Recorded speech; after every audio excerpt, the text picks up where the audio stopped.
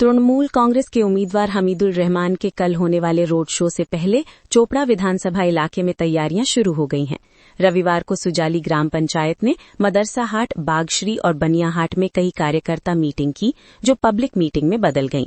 In meeting में बड़ी संख्या में कार्यकर्ता और समर्थक मौजूद थे।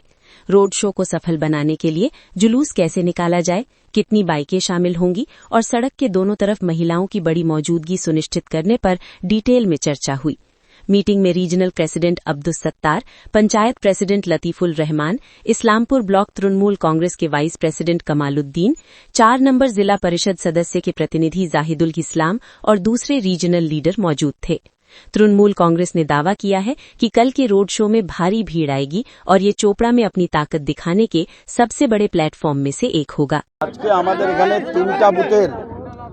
तीनटा बुथेर बुथ मीटिंग छिलो जे आगामी काल रविवार हमारे विधायक हमीदुल रहमान साहेब उनी एकटा आमार एखान थेके सुजाली थेके आमरा रैली करब, सेटा बेलझाड़ी थेके मादारसार हाट हये बानियारहाटे आमादेर ओखाने लंच आछे। लंच करार पर तारपरे नांदई थेके शुरू करे आमरा सेटा ढुलिगाई एंड करब। तो सेई जोन्नो एखानकार नेतृत्वदेरके डाका एकटा छोट्ट करे कर्मी सभा आमरा डेकेछिलाम। तो कर्मी सभाटाও तो आमादेर जनसभाय परिणत हये যায়। से যাই হোক অনেক অনেক ধন্যবাদ দিচ্ছি এই এলাকার মেম্বার এবং বুথ প্রেসিডেন্টকে যে এত বড় জমায়েত করার জন্য। দাদা, আপনারা অঞ্চলের বিভিন্ন জায়গায় আজকে বুথ কর্মী সভা করছেন, কিন্তু বলছেন যে আমাদেরকে ভোট দিতে হবে না, মুখ্যমন্ত্রীর নামে ভোট চাইছেন কেন?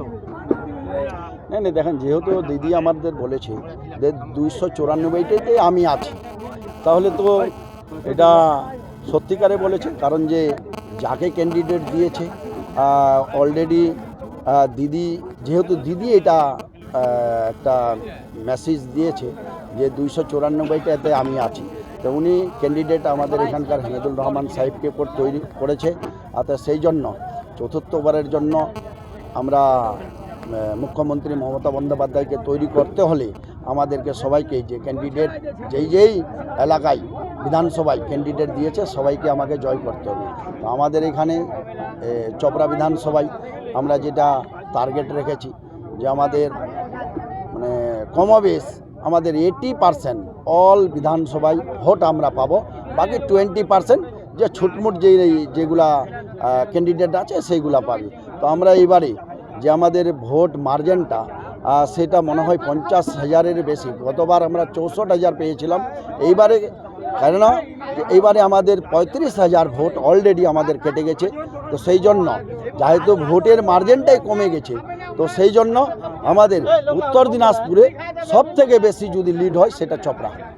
আজকে বিভিন্ন বক্তারা এই কর্মী সভায় ভাষণ দিতে বলেছেন যে এই অঞ্চলে যারা কংগ্রেসের ঝান্ডা লাগাচ্ছেন বা কংগ্রেসের থেকে যাচ্ছেন ভোটের পর তাদের দেখে নেওয়া হবে। না এরকম কিছু বলেনি। আমরা বলেছি যে আমাদের এখানে বিভাজন হতে দিব না। কারণ যে 13 বছর যে একটা যে এখানকার আব্দুল নামে যে একটা বদমাস ছিল, সে 13 বছরে কারো কোনো ফ্ল্যাগ লাগাতে দেয়নি। তো 13 বছর আগে কেন লাগাওনি? এখন তো আমরা আজাদি দিয়েছি, এখনও তো কোনো মানুষকে তুলে নিয়ে যাই না, এখন তো আমরা সবাই ফ্রিডম আছি। তাহলে আবার এই বিভ্রান্তির রাজনীতিটা আমরা কেন করব? সবাই একসাথে থাকব।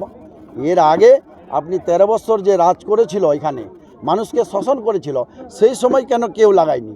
এইটাই মূল প্রশ্ন আমাদের। এইটাই দাদা, আপনারা বলছেন যে গণতন্ত্র ফিরে পেয়েছে, আবার কেউ ফ্ল্যাগ বা কোনো কিছু লাগাইতে পারবে না, ওপেন সভা থেকে আপনারা হুমকি? না এরকম কেউ হুমকি টুমকি দেয়নি। আমরা এটাই বলছি যে 13 বছর ধরে অন্য কেউ ফ্ল্যাগ কেন লাগাতে পারেনি? এখন আমরা সবাই শান্তিতে আছি, এখন কেন লাগাবে?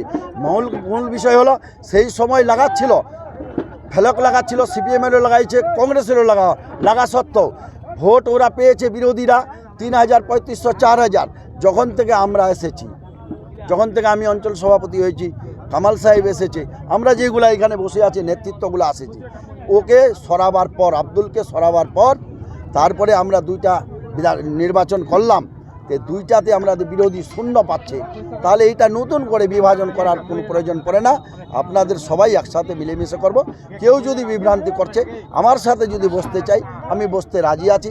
উনার কি প্রবলেম আছে, ওর সুখে দুঃখে আমি দাঁড়াবার জন্য আমি তৈরি আছি। লাস্ট প্রশ্ন, আরেকটা বিষয় হচ্ছে আপনি সভামঞ্চে বললেন যে আমরা মানে আপনারা তো আগে হামিদুল বিরোধী ছিলেন, এখন হামিদুল সঙ্গে আমরা এই বিধানসভায় আপনারা মিলে গেছেন, কিন্তু আপনি বললেন যে এই নির্বাচন যদি বেইমানি করে পরে আমরা পরে তো সময় আসবে, মানে হ্যাঁ, অনেক সময় আসবে। তো দেখেন এইবারে তো শেষ নাই, এই বিধানসভায় নির্বাচন হয়ে গেল কি আর কোনো নির্বাচন আসবে না? অবশ্যই আসবে। তো তারপরে মানুষকে বুঝাবার জন্য আমি বলছি, যদি এইবারেও যদি 19-20 আমাদের সাথে করে তাহলে নেক্সটে আমরা, কারণ এর আগে তো কোনো সময় আমরা বসিনি বিধায়কের সঙ্গে, এইবার যেহেতু আমরা বসলাম ওনার সঙ্গে, একটা আমাদের সমঝোতা হলো, সমঝোতার মাধ্যমে আমার সঙ্গে কথা করলো, সবার সঙ্গে যতগুলো নেতৃত্ব ছিল সবার সঙ্গে কথা হয়েছে যে না, যা সহযোগিতা লাগবে এমএলএ সাহেব বলেছে আমি দরকার পড়লে আমি নিজে যাব, যা যা প্রবলেম আছে আমি সলভ করব। আপনারা কি আশঙ্কা করছেন যে ভোটের পরে আব্দুলকে আবার নেওয়া হবে? না না না না, ওকে খুঁজে পাওয়া যাবে না। আশঙ্কা না, কি বলছেন আপনি? সুজালির মানুষ, ও রোডে ঘাটে, ওর যদি হিম্মত থাকে তাহলে মাদারসার হাটে ওকে আসতে বলেন না, ঢুলিগা মোড়ে আসতে বলেন, এরকম কিছু নাই। ও চলে গেছে। ও এখন ও মানে জঙ্গলে তো না, পিঞ্জেরার ভিতরে বন্ধ হয়ে আছে। আজকে আমরা সুজালি গ্রাম পঞ্চায়েতে 3টা সভা ডেকেছিলাম, 3টা পঞ্চায়েত সমিতি 3টা সভা। 2026 বিধানসভা নির্বাচন, এই বিধানসভা চোপড়া বিধানসভা আমাদের প্রার্থী হামিদুল সাহেবের হয়ে প্রচার হয়ে আমরা সুজালি গ্রাম পঞ্চায়েতে আজকে আমরা 3টা সভা করলাম। আমাদের উদ্দেশ্য একটাই, মানুষের কাছে যাওয়া, মানুষকে নিয়ে প্রচার করা, দিদির প্রচার করা, হামিদুল সাহেবের প্রচার করা। কালকে আমাদের এই এলাকায় হামিদুল সাহেবের প্রচার আছে। হামিদুল সাহেব কালকে আমাদের বেলঝাড়ি থেকে প্রচার শুরু করবেন, ঢুলিকা পর্যন্ত শেষ করবেন। সকাল 9টা থেকে বিকাল 4টা অবধি আমরা প্রচার করব। এই জন্য আমাদের এলাকা মানুষ, সব মানুষকে, আমরা সুজালের মানুষকে 2023-এ আমরা কথা দিয়েছিলাম যে আমরা তৃণমূল কংগ্রেসের যত সভা করব আপনাদের কাছে গিয়ে, আপনাদের বাড়িতে গিয়ে আমরা বলে আসব যে আমাদের সভা আছে। আমরা এক জায়গায় কাউকে ডাকবো না, আমরা বাড়ি বাড়ি গিয়ে প্রচার করব যে তৃণমূল কংগ্রেস মানুষের সঙ্গে, মানুষের পাশে আছে। এই কর্মী সভায় দেখা যাচ্ছে জনসভায় দেখেন, সুজালি গ্রাম পঞ্চায়েত আজকে না, সুজালি গ্রাম পঞ্চায়েত আজ থেকে অনেক দিন আগেই, সুজালি গ্রাম পঞ্চায়েতে যেদিনকে আমরা বুথ সভা করি সেটা কর্মী সভা হয়ে যায়, যেটা কর্মী সভা করি সেটা জনসভা হয়ে যায়। সুজালি গ্রাম পঞ্চায়েতের মানুষ তৃণমূল কংগ্রেসকে খুব ভালোবাসে, তার প্রমাণ 2016, 2023 নির্বাচনে, পঞ্চায়েত নির্বাচনে দিয়েছে। 2024-এ সুজালি গ্রাম পঞ্চায়েতের মানুষ উত্তর দিনাজপুর জেলার মধ্যে 100টা গ্রাম পঞ্চায়েতের মধ্যে সেরা গ্রাম পঞ্চায়েত, সেরা হিসাবে লিড দিয়েছে। সুজালি গ্রাম পঞ্চায়েতের মানুষ টার্গেট নিয়েছে। সুজালির নেতৃত্ব এখানে আছে, আমার সঙ্গে আমার ব্লকের ভাইস প্রেসিডেন্ট, এই এলাকার সিনিয়র লিডার কামাল সাহেব আছেন আমার অঞ্চলের প্রধানের ইনচার্জ লতিফুল সাহেব আছেন, আমাদের প্রাক্তন সভাপতি, সহকারী সভাপতি খুরশেদ সাহেব আছেন। আমরা সবাই মিলে প্রতিজ্ঞা নিয়েছি এবার যে আমরা 2024-এ লোকসভাতে যা লিড দিয়েছিলাম তার চেয়ে বেশি লিড দেবো। এই জন্য বেশি লিড দেবো আমরা যে বিজেপি চক্রান্ত করেছে সুজালির জনগণের সঙ্গে, এসআইআরের নাম করে আমাদের 3479 জনের নাম কেটেছে। আমরা প্রমাণ করব যে আপনারা যতই চক্রান্ত করেন, সুজালি গ্রাম পঞ্চায়েত তৃণমূল কংগ্রেসের সঙ্গে আছে, তৃণমূল কংগ্রেসের সঙ্গে থাকবে। আমাদের 2026-এ যে বিধানসভার ভোট, আমরা সুজালি থেকে উদ্যোগ নিয়েছি সমস্ত ভোট যেন আমরা তৃণমূলে পুল করাতে পারি। আর আপনারা জানেন বিজেপির চক্রান্ত যেইভাবে আমাদের সুজালি জীবিতের 3400 লোকের নাম এসআইআর থেকে বাদ দিয়েছে, তা আমরা চেষ্টা করছি হয়তো যেগুলো ভোট আমাদের ভুল ভ্রান্তিতে এদিক ওদিক পড়ছিল সেই ভোটটা আমরা সমস্ত ভোট তৃণমূলের উন্নয়নকে দিব। দিদি যে আমাদের ক্যান্ডিডেট করেছে চোপড়ার বিধায়ক সাহেবকে, আমরা সমস্ত ভোট আমাদের তৃণমূলের পুল হবে।